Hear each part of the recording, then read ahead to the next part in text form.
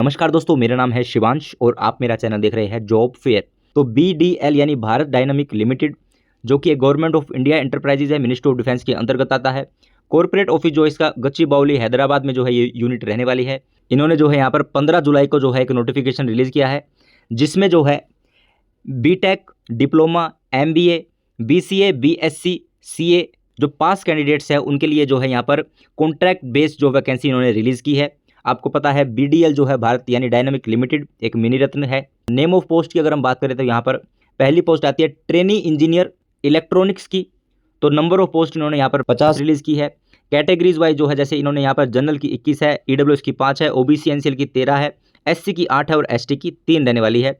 ठीक है, ऐसे ही दूसरी पोस्ट ट्रेनी इंजीनियर मैकेनिकल के लिए है। नंबर ऑफ पोस्ट यहाँ पर 30 रिलीज की गई है। यहाँ पर कैटेगरीज वाइज जो है ये 30 पोस्टें बांटी गई है। तीसरी जो पोस्ट है ट्रेनी इंजीनियर इलेक्ट्रिकल के लिए जो है 10 पोस्ट यहाँ पर रिलीज़ की गई है। यहाँ पर अपना कैटेगरी वाइज देख लेना। चौथी पोस्ट जो है ट्रेनी इंजीनियर कंप्यूटर साइंस के लिए जो है इन्होंने 10 वैकेंसी रिलीज़ की गई है। ठीक है, जनरल की 4 रहेगी, जिसमें EWS की 1, OBC NCL की 3, SC की 1 और ST की 1। ठीक है, ऐसे ही पाँचवीं पोस्ट जो है ट्रेनी ऑफिसर फाइनेंस के लिए जो है 5 पोस्ट रिलीज़ की गई है। ट्रेनी ऑफिसर के लिए ह्यूमन रिसोर्सेज में 4 पोस्ट टोटल रिलीज़ की गई है। कैटेगरीज वाइज यहाँ पर आप देख लेना। ट्रेनी ऑफिसर बिजनेस डेवलपमेंट की जो है 3 रिलीज़ की गई है। यहाँ पर एक जनरल की, OBC NCL की 1 और ST की 1 रहने वाली है। तो यानी जो ट्रेनी ऑफिसर जो पोस्ट जो इन्होंने रिलीज़ की है इस ट्रेड के अंदर, जो इलेक्ट्रॉनिक, मैकेनिकल, इलेक्ट्रिकल के, तो टोटल जो पोस्ट है इन्होंने ट्रेनी ऑफिसर के लिए 112 पोस्ट जो है टोटल इन्होंने यहाँ पर रिलीज़ की गई है। अगली जो पोस्ट है वो है ट्रेनी डिप्लोमा असिस्टेंट इलेक्ट्रॉनिक्स में। तो यहाँ पर नंबर ऑफ पोस्ट 40 रिलीज़ की गई है, जिसमें 16 जनरल की है, EWS की 4 है, OBC NCL की 11 है, SC की 6 है और ST की यहाँ पर 3 रहने वाली है। ऐसी जो है यहाँ पर कैटेगरीज वाइज सब में बांटी गई है। ठीक है, दूसरी जो है ट्रेनी डिप्लोमा असिस्टेंट मैकेनिकल के लिए नंबर ऑफ पोस्ट यहाँ पर 30 रिलीज़ की गई है। अगली है ट्रेनी डिप्लोमा असिस्टेंट इलेक्ट्रिकल के लिए जो है 10 टोटल पोस्ट रिलीज़ की गई है। अगली जो है trainee diploma assistant computer science के अंदर जो है number of post total 10 release की गई है। अगली बात कर लेते हैं ट्रेनी असिस्टेंट फाइनेंस में 5 टोटल पोस्ट रिलीज़ की गई है। यहाँ पर कैटेगरीज वाइज आप देख लेना। ठीक है, अगली जो है ट्रेनी असिस्टेंट ह्यूमन रिसोर्सेज में जो है इन्होंने 5 वैकेंसी रिलीज़ की गई है। तो जो है ट्रेनी डिप्लोमा और ट्रेनी असिस्टेंट की टोटल जो वैकेंसी यहाँ पर 100 रहने वाली है। ठीक है, तो 100 तो है ट्रेनी डिप्लोमा असिस्टेंट और ट्रेनी असिस्टेंट के लिए, और 112 जो है ट्रेनी ऑफिसर और इंजीनियर के लिए है। ठीक है, तो टोटल जो पोस्ट है यहाँ पर इन्होंने 212 जो है यहाँ पर टोटल पोस्ट यहाँ पर रिलीज़ की गई है। ठीक है, अब मैं इनकी एज रिलैक्सेशन आपको बता देता हूँ। तो यहाँ पर बताया कि अपर एज लिमिट जो इनकी रहने वाली है जनरल, अनरिजर्व, EWS कैटेगरी की जो है 28 जो है इन्होंने मैक्सिमम मांगी है। 10/8/2025 तक जो काउंट होगी। The age limit is relaxable होगी। ठीक है, रिलैक्सेशन आपको मिलेगा। 5 साल जो है SC ST कैंडिडेट्स के को मिलेगा।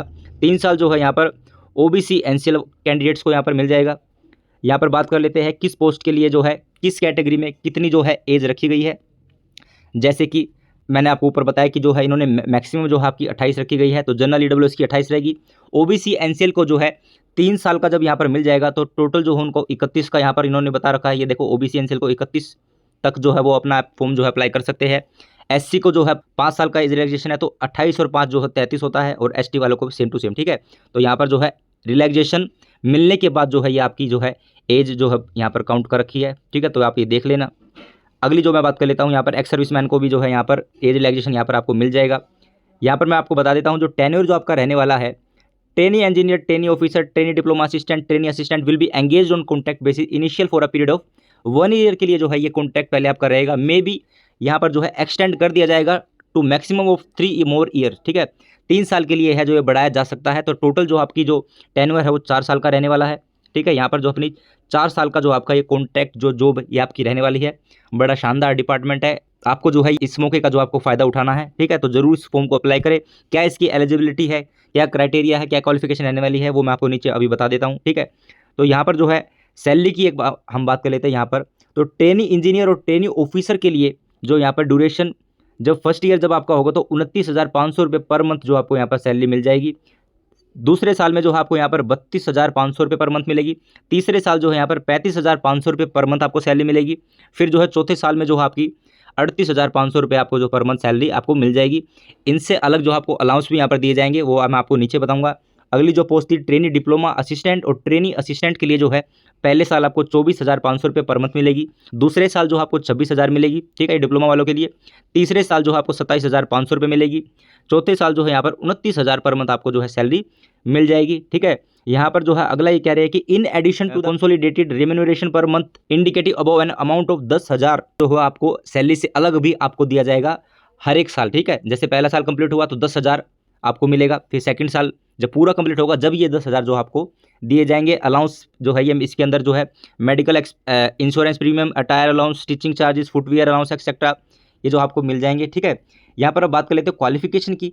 तो जो पहली जो पोस्ट थी आपकी trainee engineer electronics, mechanical, electrical, computer science, जो ये बीटेक जिन्होंने इसके अंदर कर रखी है, तो यहाँ पर क्वालिफिकेशन क्या होगी आपकी, चाहे तो आपके पास बैचलर ऑफ इंजीनियरिंग हो या फिर आपके पास बीटेक हो इन इंजीनियरिंग में और इक्विवेलेंट इन कंसर्न डिसिप्लिन, या इसके जो बराबर का आपने कोई कोर्स कर रखा हो इसी कैटेगरी के अंदर, ठीक है, या फिर ब्रांच इलेक्ट्रॉनिक या मैकेनिकल या फिर इलेक्ट्रिकल या कंप्यूटर साइंस से जो आपने बीटेक और ठीक है कर रखी हो, तो जो है यहाँ पर आप एलिजिबल हो जाओगे। एक्सपीरियंस यहाँ पर जो है आपसे नहीं मांगा गया है, ठीक है।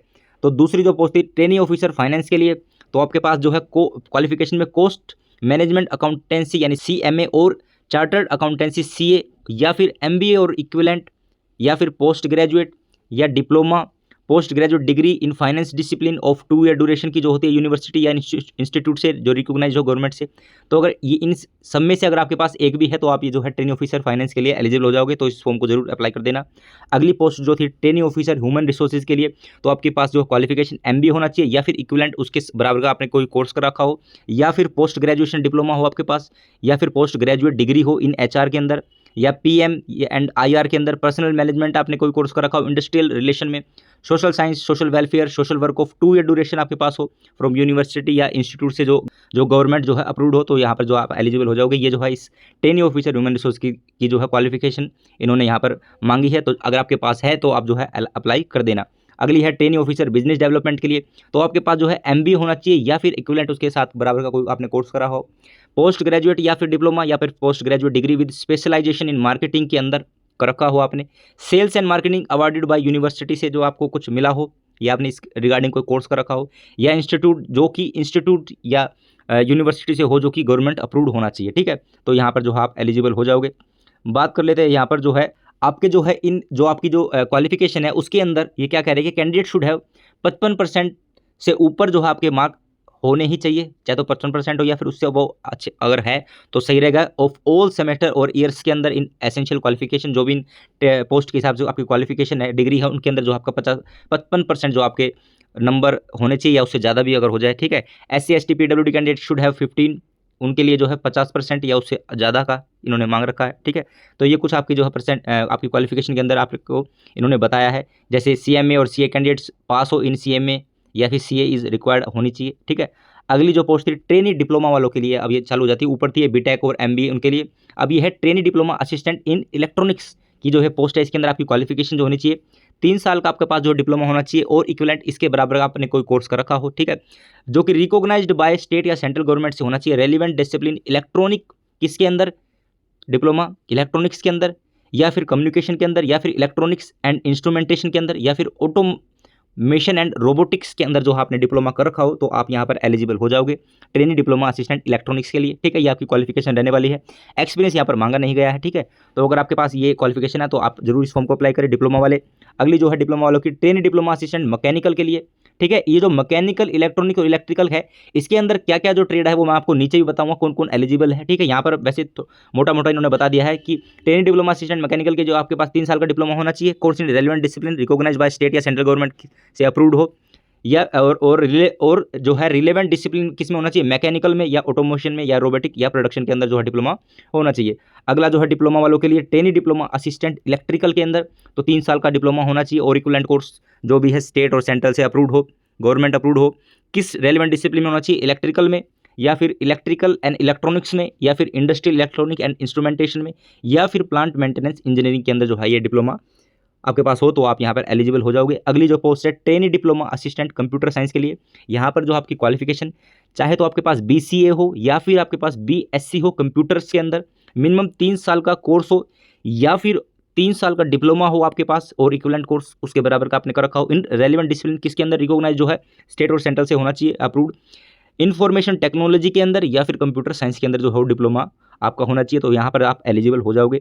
अगली जो पोस्ट है यहाँ पर ट्रेनी असिस्टेंट फाइनेंस के लिए है। यहाँ पर आपकी क्वालिफिकेशन जो है डिग्री कोर्स आपका जो है इन कॉमर्स में होना चाहिए या फिर business administration with finance specialization with minimum 6 month computer course के साथ होना चाहिए इन ऑफिस एप्लीकेशन के अंदर, और इंटरमीडिएट विद सीए इंटर या आईसीडब्ल्यूए इंटर या फिर सीएस इंटर और एनी डिग्री इन साइंस या फिर economic with 1 year diploma course आपके पास होना चाहिए इन फाइनेंशियल मैनेजमेंट के अंदर with minimum 6 month computer course in office application के अंदर। ठीक है, तो दो तीन यहाँ पर जो है क्वालिफिकेशन आपको बताई है इस पोस्ट के लिए, ट्रेनी असिस्टेंट फाइनेंस के लिए। अगर आपकी क्वालिफिकेशन आपके पास है तो जो है आप इसके लिए एलिजिबल हो जाओगे ट्रेनी असिस्टेंट फाइनेंस के लिए। ठीक है, तो जरूर फॉर्म जो है अप्लाई कर देना। अगली है ट्रेनी असिस्टेंट ह्यूमन रिसोर्सेज की।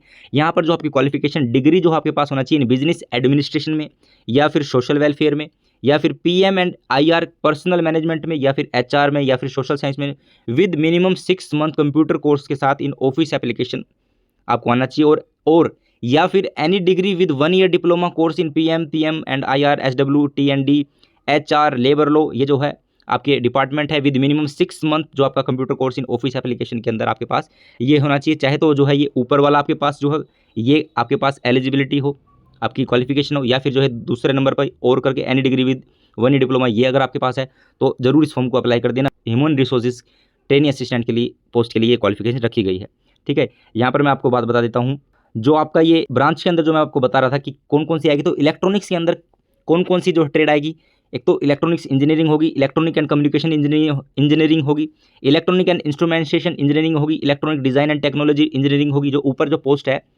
ठीक है, टेक्निकल असिस्टेंट इलेक्ट्रॉनिक या फिर डिप्लोमा असिस्टेंट इन मैकेनिकल, तो उनके अंदर जो कौन कौन सी मैकेनिकल ट्रेड है यहाँ पर इन्होंने मेंशन भी कर रखा है। ठीक है, तो इलेक्ट्रॉनिक्स की मैं बता रहा हूँ, तो applied electronic engineering, electronic telecommunication engineering, electronics and control engineering. ठीक है, तो ये सारी जो ट्रेड है इलेक्ट्रॉनिक्स के अंदर आ जाती है।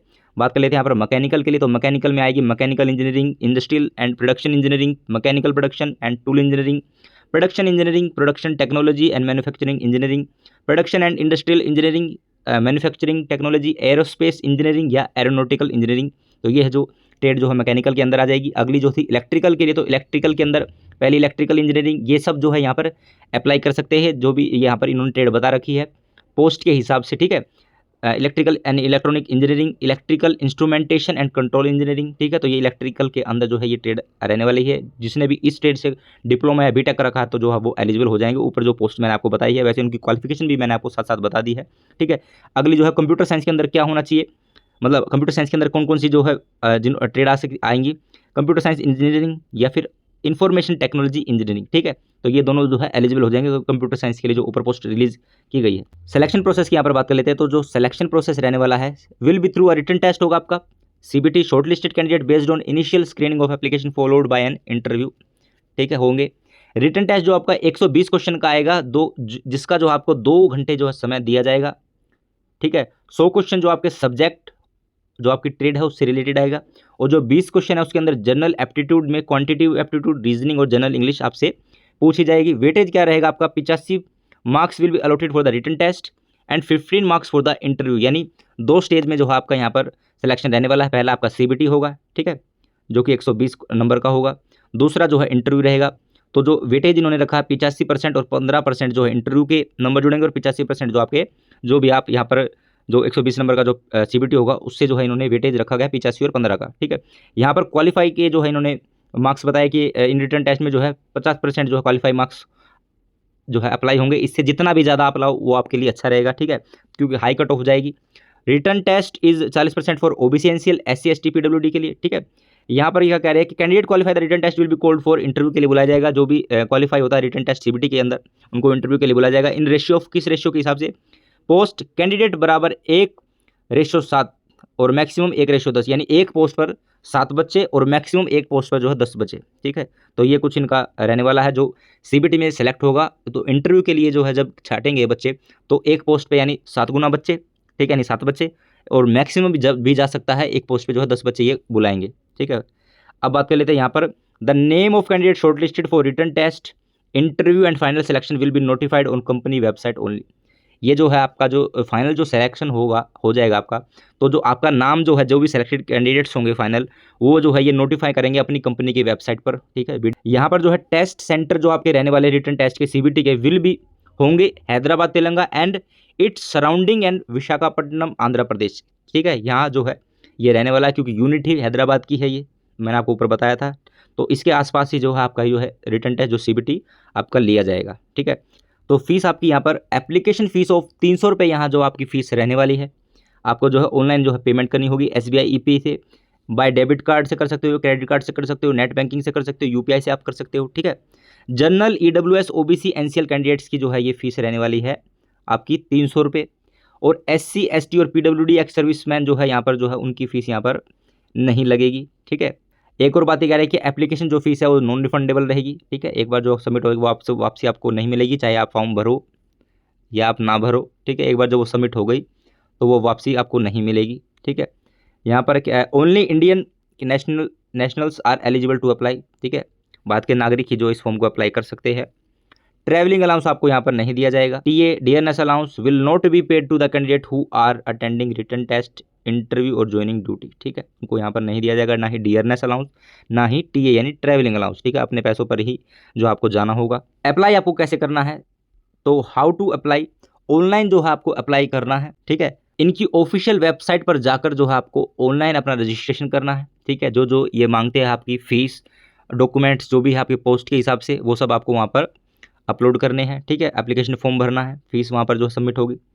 यहाँ पर कह रहे complete advertisement and instruction for filling online application, ठीक है। अपना जो कंप्लीट एडवर्टाइजमेंट आपको पढ़ लेना है, इंस्ट्रक्शन जो भी है फिलिंग ऑनलाइन एप्लीकेशन की, वो आपको अप्लाई करने से पहले जो है आपको पढ़ लेनी है। All mandatory document along with scan copy of photograph के साथ, सिग्नेचर के साथ, should be readily available for filling the application online, आपको देने हैं जो दिखाई दे यानी सही पढ़े जाए, ठीक है। स्कैन कॉपी जो फोटोग्राफ की और जो डॉक्यूमेंट्स की है, जो सिग्नेचर की है, वो जो है साफ साफ होनी चाहिए, ठीक है।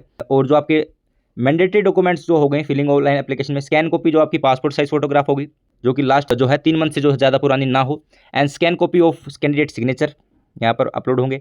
दूसरा document in support of date of birth का, बर्थ सर्टिफिकेट, SLC 10th का, CBSE सर्टिफिकेट एज एप्लीकेबल यहाँ पर आपको लगाना है। कैटेगरी जो भी आपकी है वो जो है SC ST OBC NCL वे जो आपको डॉक्यूमेंट्स स्कैन करने हैं, ठीक है।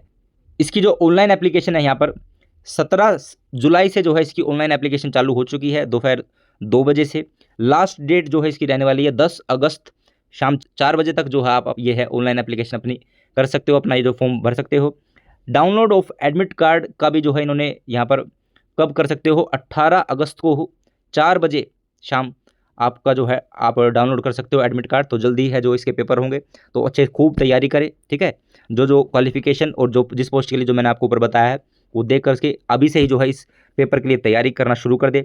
Tentative date for return test जो CBT आपका होगा 24 अगस्त को जो है हो सकता है, ठीक है। यहाँ पर अभी कंफर्म नहीं है, ये बता रहे कि 24 अगस्त तक जो है आपका हो सकता है, ठीक है। यहाँ पर जो है फर्दर इन्फॉर्मेशन या फिर अपडेट अगर कुछ होता है इसके अंदर, if any with regard to the advertisement के अंदर, सिलेक्शन प्रोसेस के अंदर, if any will be uploaded only on, जो है BDL जो है वेबसाइट अपनी वेबसाइट पर जो है कंफर्म कर देगा आपको।